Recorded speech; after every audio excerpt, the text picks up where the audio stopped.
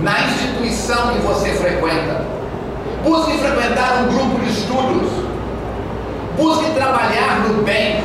Fazer o bem faz bem para você também. Empresta um marcador de livro. Aumente o seu conhecimento, mas lembre-se que está no Evangelho: muito será pedido a quem muito foi dado. No final, pegue um marcador de livro. A nossa FEAP completou 26 anos em maio e nós estamos no projeto Capacitar. Mateus Fernandes Fraga, o benfeitor da nossa instituição, diz: informação sem transformação gera estagnação. Não adianta você saber que o cigarro faz mal. Se ainda fuma, está prejudicando o seu organismo. Quanto mais eu sei, mais responsável eu me torno.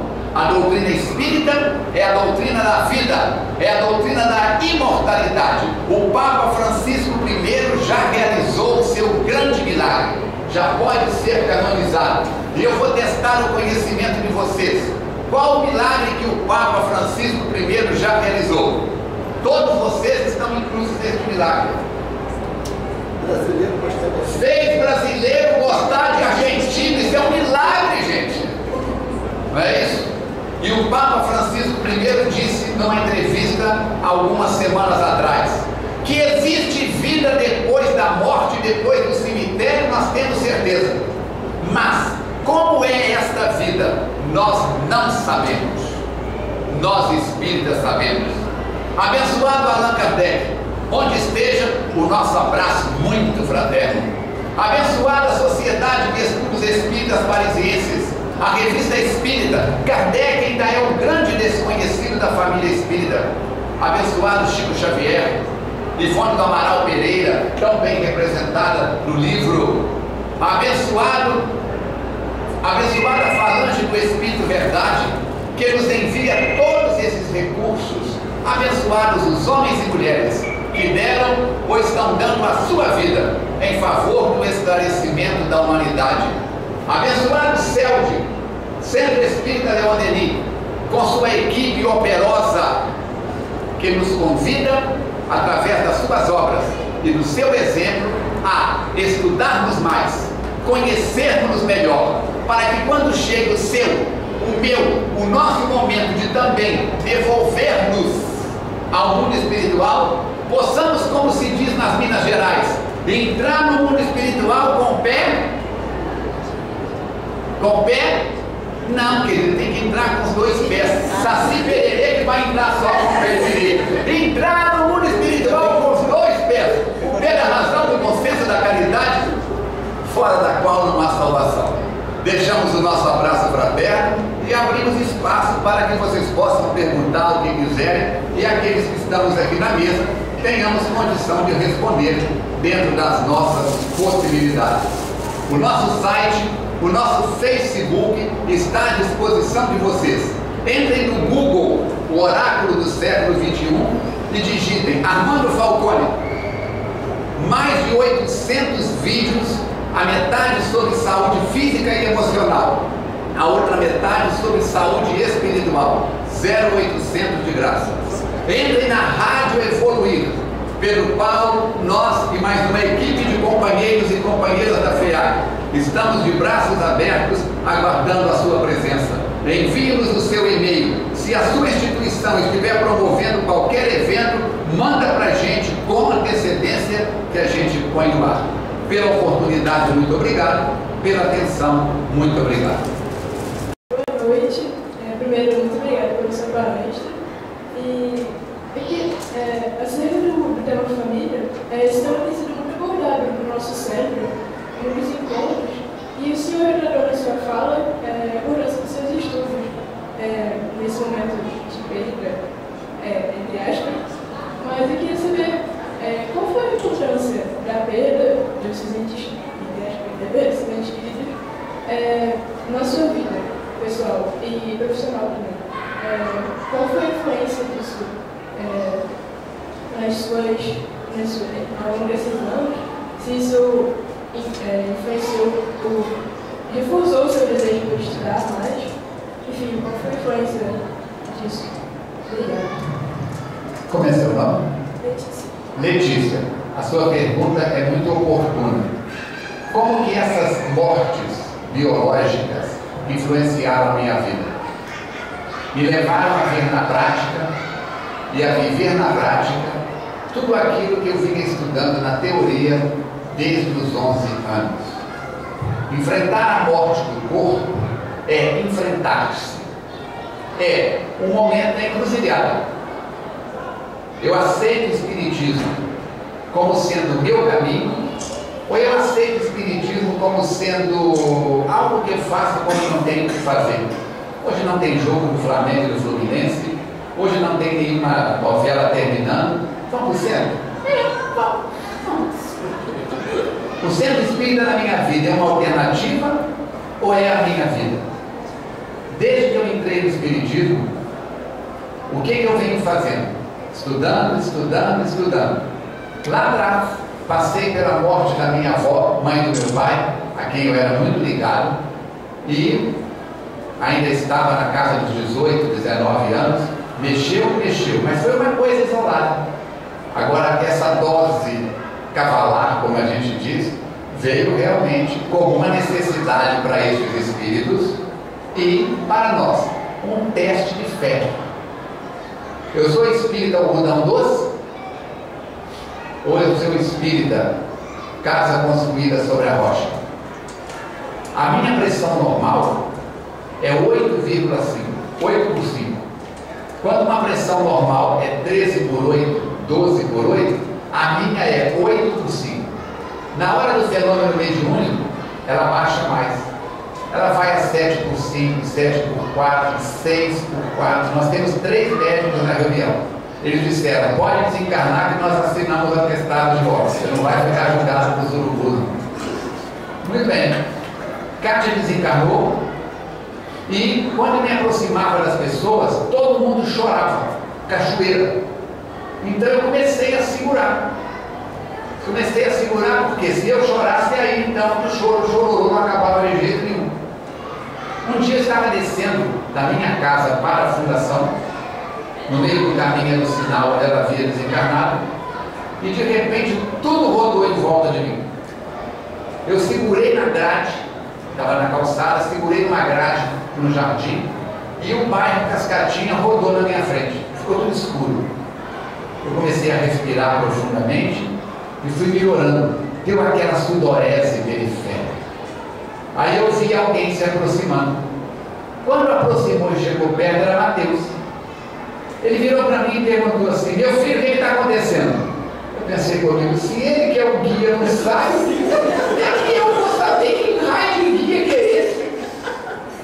Aí eu falei para ele, rodou tudo. Ele virou para mim e disse assim, o senhor vai desencarnar antes da hora e nós ainda precisamos do senhor no corpo físico durante muito tempo. O que está acontecendo? Eu falei, Mateus, eu tenho segurado para não chorar. Ele disse, por quê? Porque se eu chorar, todo mundo vai chorar mais. Ele disse, chore. Na hora que der vontade de chorar, chore. Mas lembra de chorar o choro da utilidade. Vocês já viram falar nisso? Está aqui no livro. E eu perguntei para ele, o que é choro da utilidade? Ele disse, a hora que der vontade de chorar, pega a vassoura e varre a casa chorando. Se o choro não passar, varre o quintal chorando. Se o choro não passar, varre a rua, o quarteirão chorando. Pega o pano de prato, limpa a poeira, enxuga as vasilhas. Chore orando. Orando, arando. Orar e arar. 2 verbos que precisam estar juntos. Se o senhor for para casa, deitar na cama, cobrir a cabeça com lençol e perguntar por que Deus fez isso com você, você vai abrir porta para espíritos inconvenientes. A obsessão vai entrar no seu campo mental e para tirar nem 10 Mateus, nem 200 Mateus. Eu falei, comecei a chorar ali mesmo. Eu estava descendo para a FEAC e fui chorando até a FEAC. Eu chego muito cedo na FEAC, quando eu cheguei não tinha ninguém. E o choro escorrendo, sabe? Eu peguei a vassoura, varri a FEAC toda, 3 andares, o choro não passou. E eu varri a calçada e o choro não passou. E se deixasse, eu estava varrendo o Cascatinho até hoje. Então, o espírita não está proibido de chorar. Se cortar o braço de um católico, de um Sangue, nós não somos Robocop. Como é que foi essa morte biológica desses parentes para mim? Um aprendizado para chorar trabalhando, trabalhar orando e orar chorando. Fazer de cada coisa, no seu momento certo, e lembrar que eu estou na terra como um aluno, não como professor. Estou aqui para aprender, não para ensinar. A morte de parente, a morte biológica, pode ser um degrau para nós. Você quer fazer disso um degrau para subir? Você vai melhorar muito. Quer fazer disso um degrau para descer? A irmã depressão vai subir nas suas costas. A morte desses parentes serviu para nos fortalecer mais e saber que só existe vida. Respondido? Mais alguém tem alguma pergunta?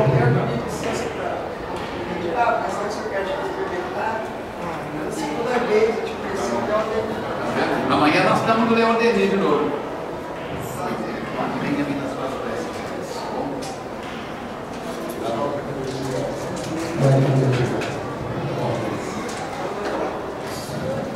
Alguma pergunta?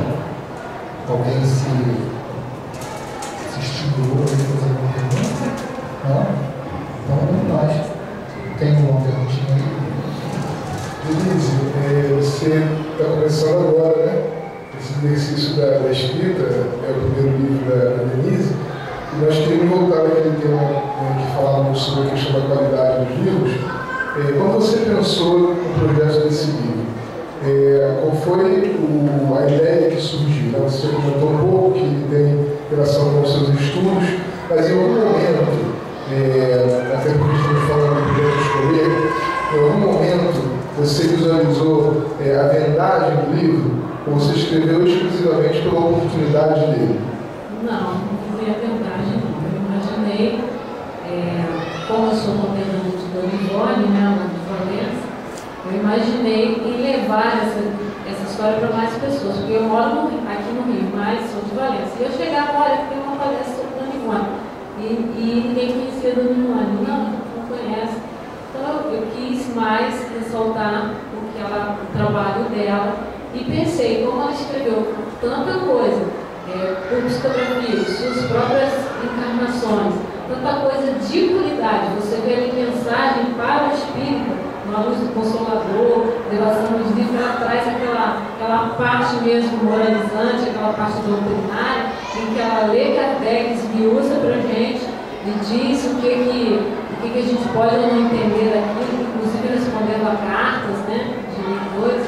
E esse trabalho que ela fez, eu achei que não poderia deixar de ser divulgado. Então eu pensei em fazer um estudo sério das obras dela, porque às vezes a pessoa lê uma obra, lê a outra e não vê a relação que tem uma coisa com a outra. Então eu pensei, já tinha lido, já tinha feito quadro das encarnações, tinha até levado o seu Augusto, que também é autor de outra obra sobre ela, né, a biografia dela, e que ele falou, não, ficou legal isso, você pode melhorar. Dei para ele antes de desencarnar, ele desencarnou em janeiro do ano passado, e aí ele leu essa obra e falou, não, é interessante, aprimora mais, tenta editar, porque é algo sobre Dona Ivone bem interessante para ordenar, e que vai levar realmente os leitores, vai trazer os leitores para a obra dela, que às vezes conhecem e que às vezes não sabem ordenar, não sabem a obra. Eu fiz essa pergunta, Falcão, porque nós conversávamos com um amigo de uma outra editora, ele falou algo bem interessante, não sei se você concorda com isso, que talvez um dos problemas que nós percebemos hoje no mercado literário espírita é que alguns autores começam bem, com temas muito oportunos, que surgem, né, com seus estudos espíritas, mas que depois, por conta daquilo que Kardec chamou de vermes doidores, né, os nossos orgulhos, as nossas vaidades, eles resolvem que agora são autores. Então precisam escrever livros. E aí acaba desenvolvendo obras que talvez não sejam mais tão oportunas e se desviando daquele caminho inicial. Você concorda com isso? Você acha que há realmente um planejamento, como você disse, o seu livro foi um planejamento do mundo espiritual, que tem um fim, que tem um término, e que muitas vezes é a vaidade que nos faz ir mais adiante do que deveríamos?